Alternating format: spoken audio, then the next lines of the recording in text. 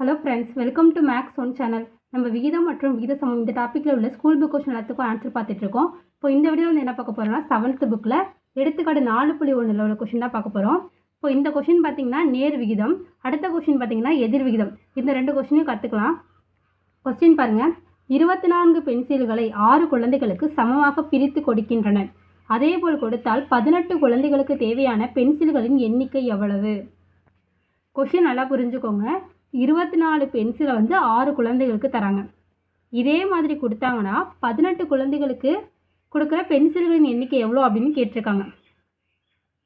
இப்போது நமக்கு தெரியாதுல 18 குழந்தைகளுக்கு தேவையான பென்சில்களின் எண்ணிக்கை எது, அதை தான் நம்ம கண்டுபிடிக்கணும். அது நமக்கு தெரியாது. அதனால அதை வந்து நம்ம எக்ஸ்ன்னு எடுத்துக்கலாம். அடுத்து இதை வந்து நம்ம நல்லா தெரிஞ்சுக்கணும். 24 பென்சிலை வந்து 6 குழந்தைகளுக்கு தராங்க. அதே மாதிரி தான் கொடுக்கணும். இப்போ வந்து 6 குழந்தைகளுக்கு 24 பென்சில், 18 குழந்தைகள் அப்படிங்கும்போது வந்து இன்னும் பென்சில் அதிகரிக்கும்ல. இதே மாதிரி கொடுத்தாங்கன்னா அப்போ வந்து குழந்தைகளின் எண்ணிக்கை அதிகரிக்கும் போது பென்சிலின் எண்ணிக்கையும் அதிகரிக்கும். குழந்தைகளின் எண்ணிக்கை அதிகரிக்கும் போது பென்சிலின் எண்ணிக்கையும் அதிகரிக்கும்.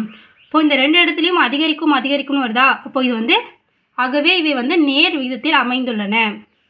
நேர் விகிதத்துக்கான ஃபார்முலா பாருங்கள். x1/y1 = x2/y2.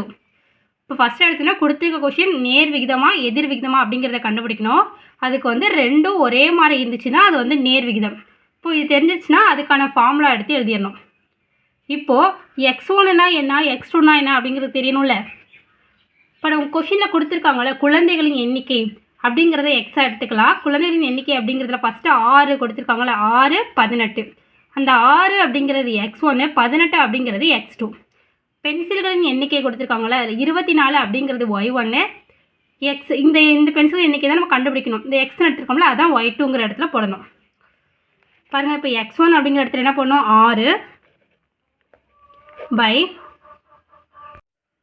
6/y1 அப்படிங்கிறது வந்து 24 =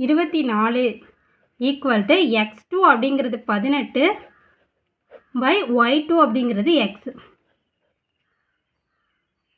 பாருங்கள், இது வந்து நம்ம அடிக்கலாம்.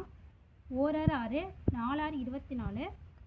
இப்போ நமக்கு வந்து வகுத்தில் இருக்க எக்ஸ் வந்து ஈக்குவல் எங்கே இருந்தால் இங்கே எக்ஸ் மட்டும்தான் இருக்கும். எக்ஸ் = 18. இங்கே இருக்க 1/4 உள்ள 4 வந்து ஈக்குவல் அங்கிட்டு இருந்தால் பெருக்கலாக மாறிடும். × 4. எக்ஸ் = 4 × 32, 2 மீதி 3, 1 4 3 72. பார்த்திங்கன்னா நமக்கு ஆன்சர் வந்து 72 வந்திருக்கு. 18 குழந்தைகளுக்கு தேவையான பென்சிலின் எண்ணிக்கை பார்த்திங்கன்னா 72. இதான் இந்த கொஷினுக்கான ஆன்சர். இப்போ அடுத்து எதிர் விகிதம் பார்க்கலாம். இந்த கொஷின் பார்த்திங்கன்னா இதுவும் 7th புக்கில் எடுத்துக்காட்டு 4.5. கொஸ்டின் பாருங்கள். 60 வேலையாட்கள் ஒரு பருத்தி நூல் உருண்டையை நூற்க 7 நாட்கள் தேவைப்படுகிறது.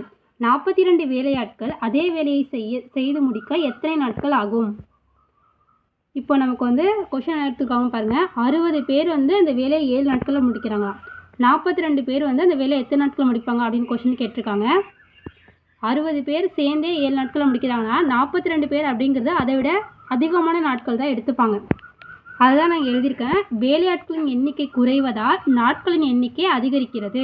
இப்போ இங்கே குறைவதால் இங்கே அதிகரிக்கிறது அப்படின்னு வந்திருக்கா. அப்போ இது வந்து எதிர் விகிதம், எதிர் விகிதத்துக்குள்ள சம்மு. இப்போ நமக்கு தேவையான நாட்களின் எண்ணிக்கை தெரியாது, அதை வந்து நம்ம எக்ஸ்ன்னு எடுத்துக்கலாம். இப்போ எதிர் விகிதத்துக்கான ஃபார்முலா பாருங்கள். x1y1 = x2y2. இப்போது நம்ம வேலையாட்களின் எண்ணிக்கை அப்படிங்கிறது 60, 42. நாட்களின் எண்ணிக்கை அப்படிங்கிறது 7. இந்த நாட்களின் எண்ணிக்கை தான் நம்ம கண்டுபிடிக்கணும். அது எக்ஸ்ன்னு போட்டிருக்கோம். இப்போது இங்கே இருக்க x1 அப்படிங்கிறது தான் வந்து இந்த 60. இதை வேலையாட்களின் எண்ணிக்கை வந்து 60 வந்து x1னும் 42 வந்து x2ன்னு எடுத்துக்கிறோம். இந்த வேலை நாட்களின் எண்ணிக்கை அப்படி இருக்குல்ல, இந்த 7 அப்படிங்கிறத y1னும் இப்போ நம்ம கண்டுபிடிக்க போகிற எக்ஸை வந்து y2ன்னு எடுத்துகிட்டு இப்போ அந்த ஃபார்முலாவில் போட்டு எழுதலாம். x1 அப்படிங்கிறது வந்து 60 × y1 அப்படிங்கிறது 7 = x2 அப்படிங்கிறது 42, y2 அப்படிங்கிறது x. இப்போ இது நம்ம வந்து அடிக்கலாம். 7ஆம் வகுப்பால் அடிக்கலாம். 1 7 7, இது 6 7 42. இப்போ நமக்கு மீதி என்ன இருக்கும், 60. இங்கே ஈக்குவல் டு அங்கிட்டு இருக்க 6 இங்கே வச்சுனா பையில் வந்துடும். 6 = x. இப்போ இதையும் அடிக்கலாம். 1 6 6, 10 60. இப்போ எக்ஸோட ஆன்சர் எக்ஸ் ஈக்குவல் டு என்னென்னா 10. இப்போ 42 வேலையாட்கள் அதே வேலையை செய்து முடிக்க மொத்தம் 10 நாட்கள் ஆகும். இதான் இந்த கொஷினுக்கான ஆன்சர். அடுத்த வீடியோவில் வந்து வேறு கொஷினுக்கான ஆன்சர் பார்க்கலாம். Thank you friends.